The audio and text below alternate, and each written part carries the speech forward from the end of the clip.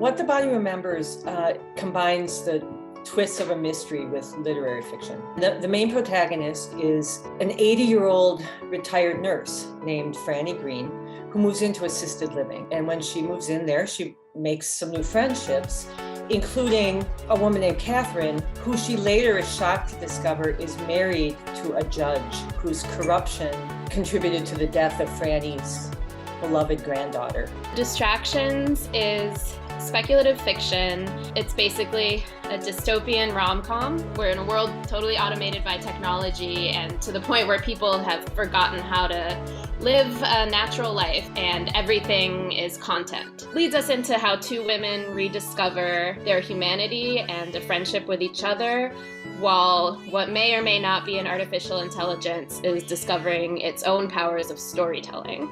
My novel has two female protagonists who are driven by this deep sense of human longing to identify themselves. I think the desire to find one's identity and establish a strong sense of self as an individual, as a member of family, inside a society, and in one's profession is the overarching premise of the book.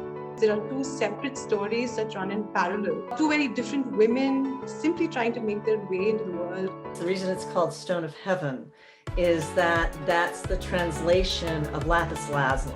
Lapis lazuli was and is still a very precious mineral that is mined only in what we now know as Afghanistan. Some years ago, not very long ago, 2-3 years ago, a group of archaeologists were looking at the teeth, the dental calculus, the tartar of nuns from the 12th century. And they ran across these tiny bits of bright blue.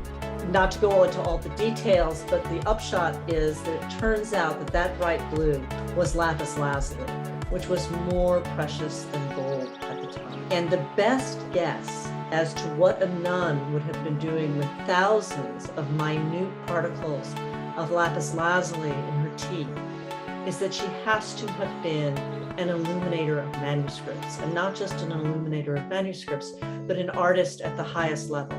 The year is 2013, and the novel entirely takes place in a co-working space in New York, where the narrator, who's kind of a struggling Gen X entrepreneur, meets a young kind of blithe millennial who is only referred to as Lou Reed's nephew. This figure, Lou Reed's nephew, he's kind of fascinated by. Lou Reed's nephew seems to have a lot of opinions about things. Some of them are kind of absurd and odd. And so they discuss a lot of things like, why do we keep coming up with new names for new baby names? Difference between art and business. Basically, Lou Reed's nephew has a lot of kind of modest proposal type things, and they discuss them. And then this eventually propels the plot kind of forward as during kind of the 8 months of their acquaintance there, each of their careers change in a certain way.